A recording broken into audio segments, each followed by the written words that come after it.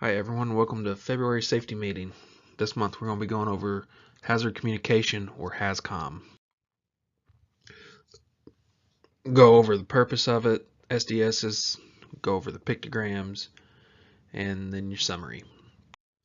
So the purpose of HAZCOM is so you can know the classification of the hazard materials that you'll be using on the jobs. Information of classified hazards are shared to all employees. Of course, most of you know, all of you should know, that all the SDSs are on the iPads, and that's where you'll get all your information for these hazardous materials. And it's safety for everybody, whether it's you guys, our employees, other people that are on the job, people that are employees of the company we're working for. Just keeps everybody safe. Safety data sheet. As most of you know, they used to be called material safety data sheets, or MSDS. Now it's just the safety data sheet, SDS.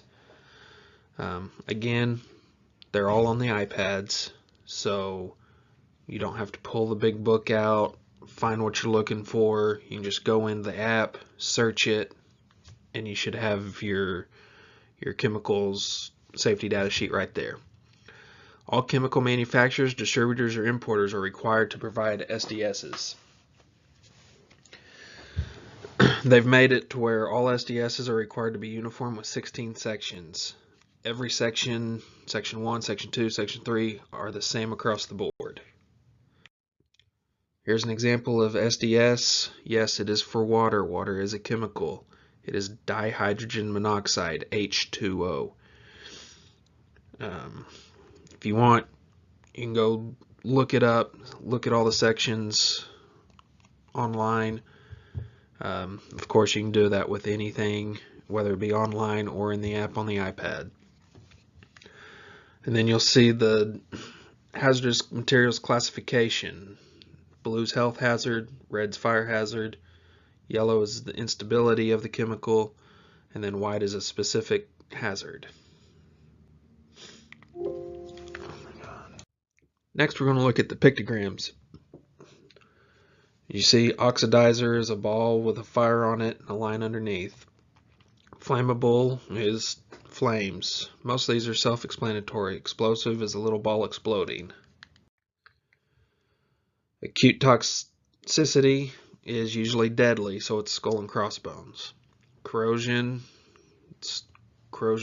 the chemicals corroding the piece of metal there and corroding the skin.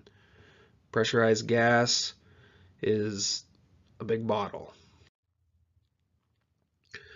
Respiratory, it's messing with your lungs right there in the pictogram.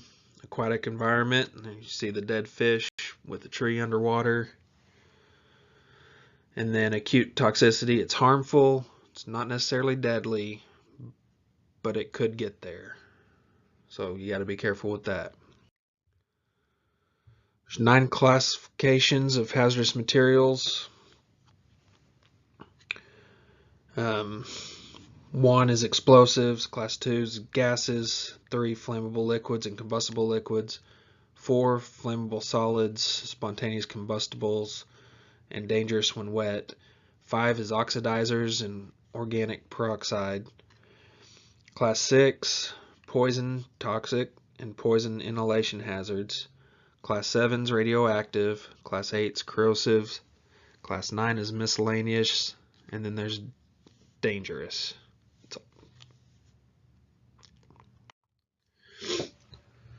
So summary, HAZCOM program is located at the corporate location here at Oklahoma City. You can get a hold of me or your manager, and they can get a hold of me if you want to look at it.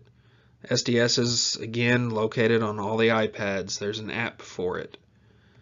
Your SDS information informs the employees of the name of the product and the manufacturer. Emergency contact numbers, that's who you would call if there's a spill or if something, you get it on you, they tell you how to take care of it. It gives you the first aid, gives you hazards, and it gives you the PPE that you need to be wearing when you're working with these chemicals. Pictograms inform users of hazards quickly, so you know what you're dealing with. If there's any questions, you can contact me, email, you can call the office, get a hold of me, ask me any questions you need to. But that's all for our safety meeting this month. Pretty quick, pretty simple. Again, if you need anything, let me know. It's the end of the month. Get your fire extinguishers inspected, signed off on the little green tag. We don't have cord inspections until April, so we've got another month for that. Another thing, I know these speed limits are changing, and some of the speed limits are going up on the roads. That doesn't give you permission to go 80 miles an hour in a 75. Keep it under 80. Other than that, for now, I don't have anything else. Y'all be safe out there.